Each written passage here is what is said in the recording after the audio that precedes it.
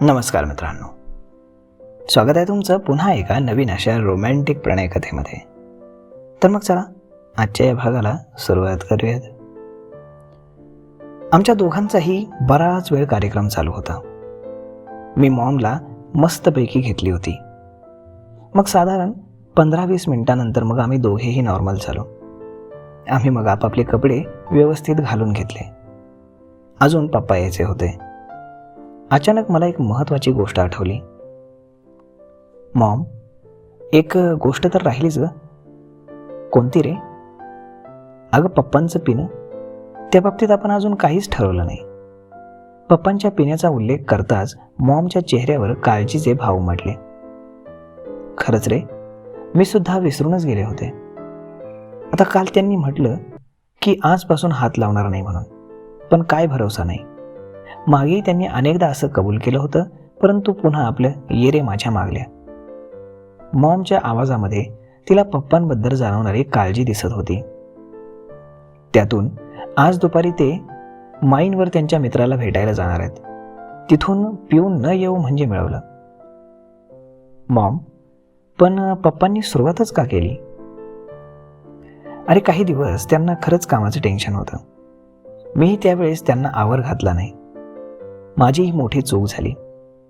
परंतु आता त्यांना तसलं काही टेन्शन नाही ना.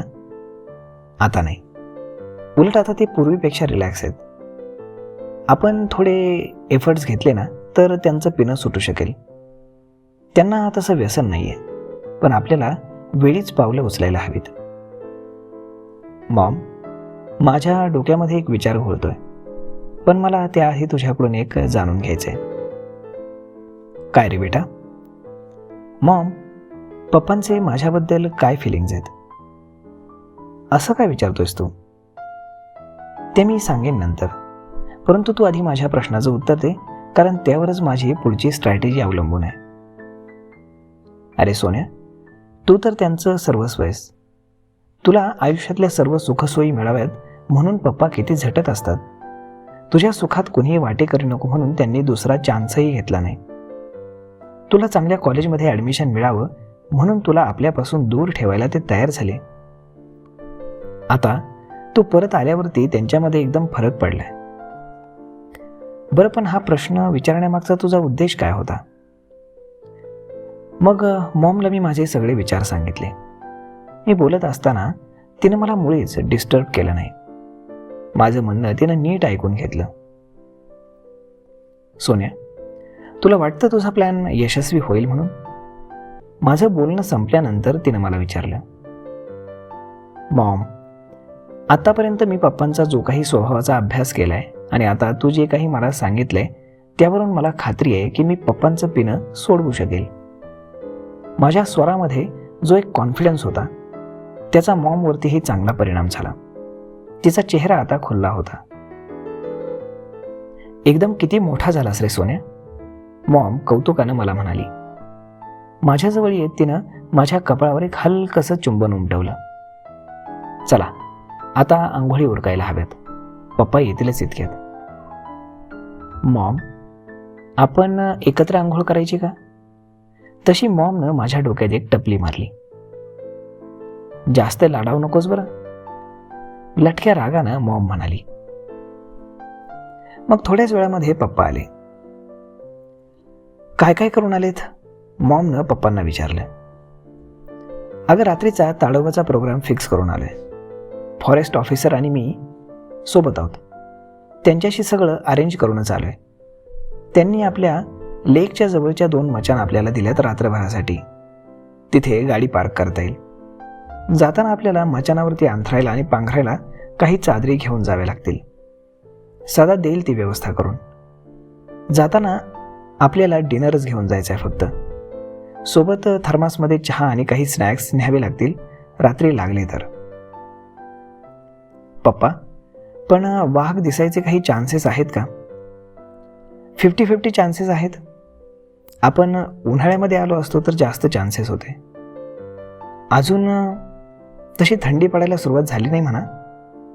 त्यानंतर एक प्लस पॉईंट म्हणजे पौर्णिमा कालचीच झाली आहे, त्यामुळे रात्री व्हिजनचा काही प्रॉब्लेम नाही आणि लेकच्या आजूबाजूला तसं मोकळंच आहे.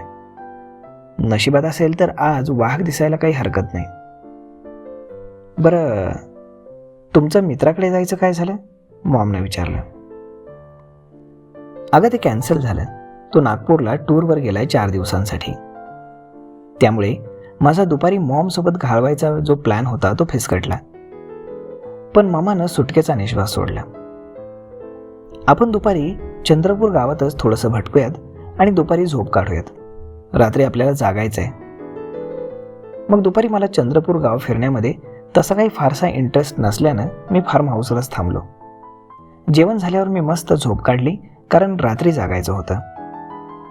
पप्पा आणि मॉमच्या बोलण्याच्या आवाजानं माझी झोप उडाली. घड्याळात पाहिलं तर संध्याकाळचे 6 वाजले होते. उठून वॉश बेसिनमध्ये तोंड धुतलं आणि मी हॉलमध्ये आलो. तिथल्या टेबलवर पप्पांनी बरंचसं सामान मांडून ठेवलं होतं, जे त्यांनी बहुधा गावामध्ये विकत घेतलं होतं. त्यामध्ये 2 टॉर्च दिसत होते. पप्पा, टॉर्च कशाला? मी पप्पांना विचारलं. आपण 2 मचान घेतलेत रात्रीसाठी. एकावर मी आणि माधुरी, तर दुसऱ्यावर तू आणि ड्रायव्हर राहाल. आपल्याला समजा कम्युनिकेट करायचं असेल तर टॉर्चनं सिग्नल करता येईल आणि आपण जाताना घेऊन जाणारच आहोत. पण रात्री जर आवश्यकता वाटली तर हवं म्हणून मग स्नॅक्स वगैरे सगळं आणलंय. नंतर मग सदानं आम्हाला चहा सर्व केला. आम्ही चहा घेत असताना सगळं सामान 2 बॅगमध्ये सारखं भरून ठेवलं. चहा आटोपताच मी तयार होण्यासाठी रूममध्ये निघून गेलो. आम्हाला 8 वाजता निघायचं असल्यानं सदानं आम्हाला डिनरसाठी 7 वाजता येण्याचं बजावलं. मी रूममध्ये तयार झालो तेवढ्यात मॉम आली. मॉमनं ऑरेंज कलरचा सलवार कुर्ता घातला होता. त्यावर मॅचिंग रंगाची ओढणी घेतली होती. ओढणी असून सुद्धा मॉमच्या पुष्ट उरोजांचा आकार काही लपत नव्हता. तिच्या उरोजांवरती नजर पडताच मला राहवलं नाही आणि मी मॉम जवळ गेलो. मला तिच्या उरोजांना कुरवाळायचं होतं. माझ्या चेहऱ्यावरचे भाव मॉमनं ओळखले आणि ती 2 पावलं मागे हटली. सोन्या, आता नाही. का मॉम? अरे मी आता फार टेन्शनमध्ये आहे. का मॉम, काय झालं? अरे संध्याकाळ झाली की मला भीती वाटते. ह्यांना संध्याकाळ झाली की राहवत नाही. मॉम, तू काही काळजीच करू नकोस. मी आहे ना, बघ सगळं ठीक होईल. माझ्या आवाजातल्या आत्मविश्वासाचं मलाच नवल वाटत होतं. माझ्या म्हणण्यानं मॉमच्या चेहऱ्यावरती हसू आलं खरं, पण ते मला केविलवाणं वाटलं. 7 वाजता आम्ही पुन्हा डायनिंग रूममध्ये जमलो. सदानं सगळी अरेंजमेंट करून ठेवलेलीच होती. आम्ही चेअरवरती बसलो आणि मॉमची भीती खरी ठरली. सदा, 1 ग्लासमध्ये सोडा आण रे. पप्पांनी टेबल खालून हात काढला. त्यांच्या हातामध्ये कालचीच उरलेली अर्धी बाटली होती. मी मॉमकडे पाहिलं तर तिच्या डोळ्यामध्ये मला भीती स्पष्ट जाणवत होती. मी माझ्या नजरेनंच तिला गप्प राहण्याचा इशारा केला. सदाने 1 रिकामा ग्लास आणि सोड्याची बाटली आणली आणि पप्पांच्या पुढे ठेवली. पप्पांनी विस्कीच्या बाटलीचं झाकण उघडलं. सदा, 1 ग्लास माझ्यासाठी पण आण. मी स्पष्ट आवाजामध्ये सदाला म्हटलं. माझं पप्पांकडे लक्ष होतं. पप्पा विस्की ग्लासमध्ये ओतत होते, परंतु माझी सदाला केलेली फरमाईश ऐकताच त्यांचा हात तसाच थांबला. ते विस्फारलेल्या नजरेनं माझ्याकडे पाहत होते. शौनक, हे मी काय ऐकतोय? पप्पांनी करड्या आवाजात मला विचारलं. काही नाही पप्पा.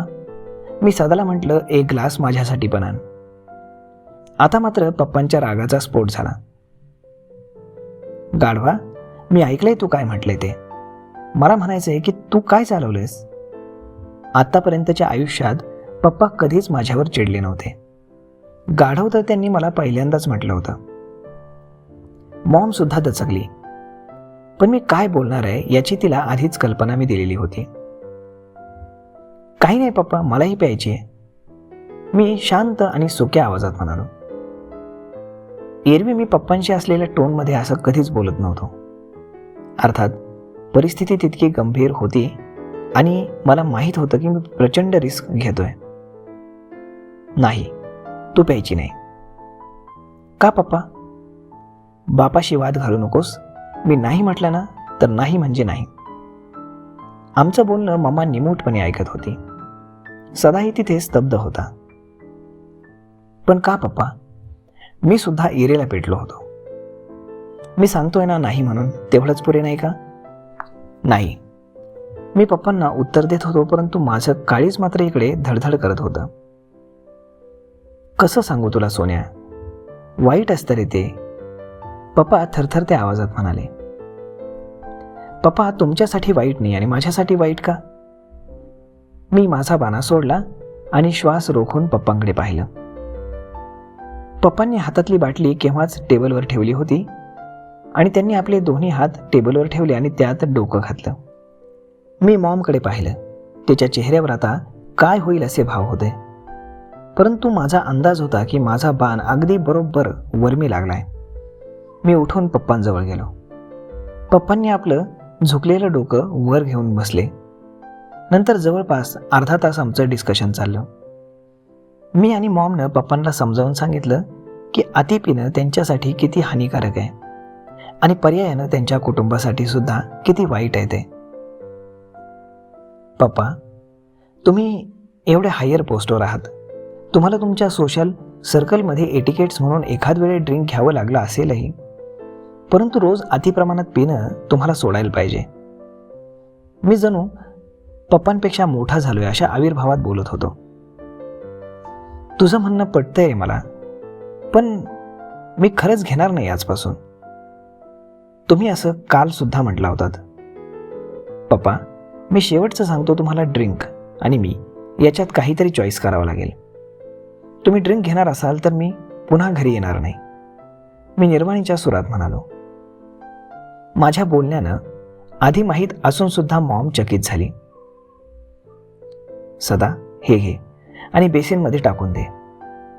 पप्पांनी विस्कीची बाटली सदाच्या हातात देत म्हटलं. त्यानं तत्परतेनं पप्पांच्या हातून बाटली घेतली. त्याच्या चेहऱ्यावरही एक आनंद दिसत होता आणि ती बाटली ओतून झाल्यावरती माझ्या रूममध्ये बेडखाली एक काळी बॅग आहे, ती घेऊन ये.